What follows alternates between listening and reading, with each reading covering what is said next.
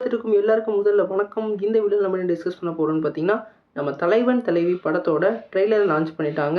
இந்த ட்ரெய்லர் எனக்கு என்ன தோணுச்சு, இந்த படத்தோட எக்ஸ்பெக்டேஷன் இந்த ட்ரெய்லர் எப்படி கூட்டியிருக்குன்னு சொல்லிட்டு இந்த வீடியோவில் நம்ம டீலாக டிஸ்கஸ் பண்ணுவோம். அதுக்கு மேலே நீங்கள் இந்த சேனல் புதுசாக இருந்தால் சேனல் சப்ஸ்கிரைப் பண்ணி பெல் ஐக்கன் கிளிக் பண்ணி வச்சுக்கோங்க.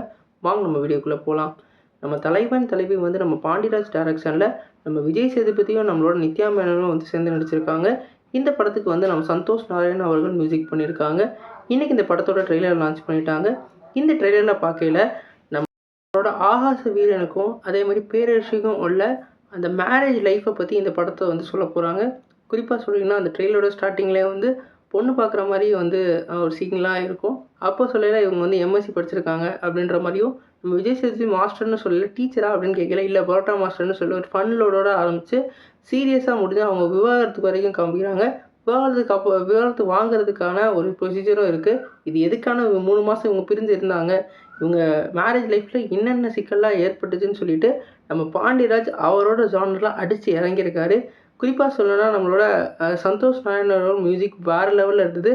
அவர் வந்து கம்பேக் கொடுக்குற வேறு லெவல் படமாக இந்த படம் இருக்குன்னு நினைக்கிறேன். அவரோட மியூசிக் எல்லாருக்குமே தெரியும், ஒரு எப்பிக்கான மியூசிக் இருக்குன்ட்டு.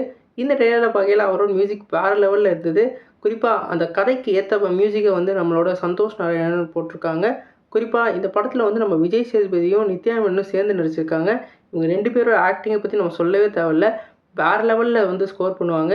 இந்த ட்ரெய்லரை பார்க்கலே வந்து நீ நல்லா ஆக்ட் பண்ணுற, நான் நல்லா ஆக்ட் பண்ணுறேன்னான்னு கதைக்களத்தில் அவங்க 2 பேரும் வந்து ஹஸ்பண்ட் அண்ட் ஒய்ஃபாகவே சண்டை போடுறாங்க. அந்த ஆக்டிங்லேயே அவங்க சண்டை போட்டுக்கிட்டு இருக்காங்க.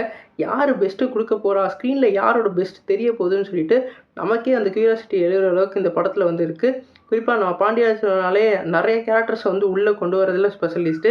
அந்த மாதிரி இந்த படத்துலேயும் வந்து நிறைய கேரக்டர்ஸை உள்ளே கொண்டு வந்திருக்காரு.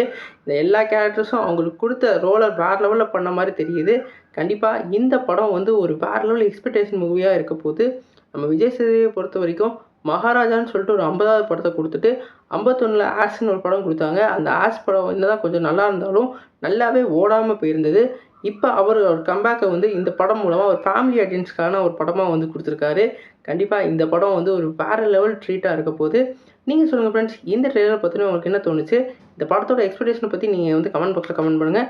இந்த வீடியோ உங்களுக்கு லைக் பண்ணுங்கள். இந்த சேனல் புதுசாக தான் சப்ஸ்கிரைப் பண்ணுங்கள். நன்றி.